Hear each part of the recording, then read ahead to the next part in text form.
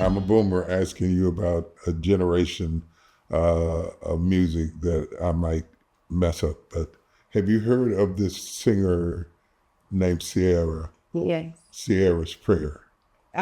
Yes. What? Who? What? Yes. What do you want to know about Ciara's prayer? Well, see, you don't give me no credit. Okay, I do. I'm still here. Go ahead, go I'm ahead, still here. Mr. I'm still Bone. here.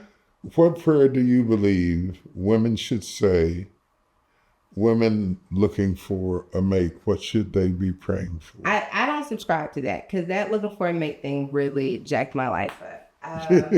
So as we just got through talking about, you know. Yeah. And I do think that we have an opportunity to show women that their value is beyond the role that they have in partnership. Having said that, I have an incredible husband and I love him tremendously. I did not pray for a man. I did not pray for another marriage. I prayed instead that God would search my heart, that God would reveal to me the areas in my life that he wanted to heal and develop, and that I would qualify every person that came into my life as a part of that. Either I was being a part of their healing and development, or they were going to be a part of mine. And anyone who would take away from that health, that God would highlight them and give me the strength to walk away from them. And so when I met Teray, I was met with a dilemma. Because though I was completely satisfied in my relationship with my children and my relationship with God and my life here in Dallas, I bought my house. I'd lived there for over a year. There was a part of me that knew that he was a part of God's next health for my life. I had a dilemma too when you came and told me you were moving to California. I bet you did. Yeah. Because I was finally like, ooh. Yeah. That was. I can still remember standing at the door watching your car pull off. That's what I mean about attachments and learning to allow your children to have their own life and family, rather than to say, I didn't lose a daughter, I gained a son. That sounds nice, but in reality, for this cause shall a man leave his mother and father, take unto him a wife, they become one flesh, and you're building family. So sometimes we're having Thanksgiving dinner and you're cooking Thanksgiving dinner, and letting that family have its own identity and develop its own culture comes with maturity. That all roads don't lead to your house all the time, and being able to come to your house for Thanksgiving dinner. That's a transition for people who are used to being in control. I'm not talking about anybody. I was going to say, that felt personal. not talking about anybody I know, but I heard, I got a friend of mine, allegedly, yeah. But freedom, love without freedom isn't really love. Yeah. And you have to let people go so that they can be their highest and best self. I have to say this to you before we cut off. You seem to have sustained. You have celebrated your 10th year. Yes. 10th year of marriage. If you argue, I never heard it. If you fight, I've never seen it. We call PT Kumbaya, but there's another side to him. What would you say is the secret in a time where people divorce in 3 years and 4 years? What have you learned about life that keeps you coming home and keeps him coming home every night? That who I married 10, almost 11 years ago is both who I'm married to now and not. And I think that when I got married the second time, that I wasn't expecting to settle into someone. I was choosing who I wanted to grow with.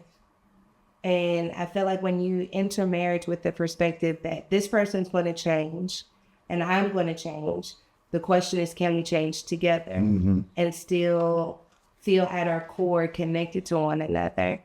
And so I think that above all, we have a friendship.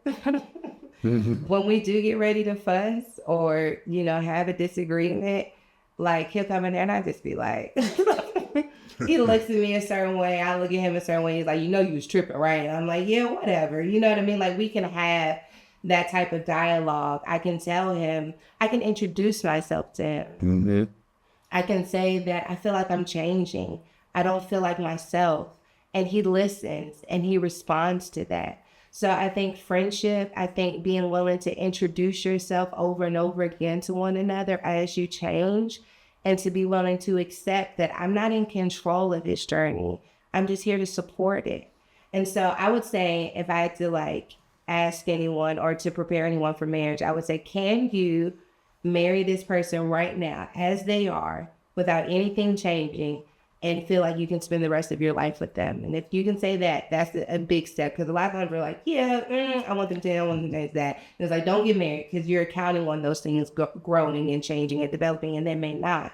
But if you can marry this person as is, that's the start. And then the second thing is, can you be flexible enough for when they change? In either direction, towards growth and sometimes toward deterioration. And can you be in the tension of that? But I think the foundation of friendship and acceptance helps you to have flexibility, as like shifts you from season to season. I agree with that. I also think that sometimes you marry your opposite because they're different from you. And you date and you say, he was born in September and my mother was born in September, and both of us, our birthdays are on the 15th.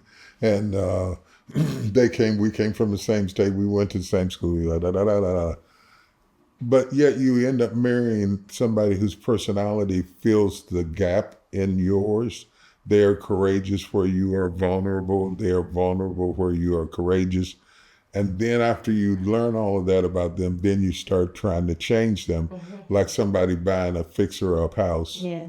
And if you don't see your role as fixing the other person, but accepting the other person, and drawing joy, it's like your mother fixing the house up for Christmas. If I was single, there would not be a bulb on the coffee table.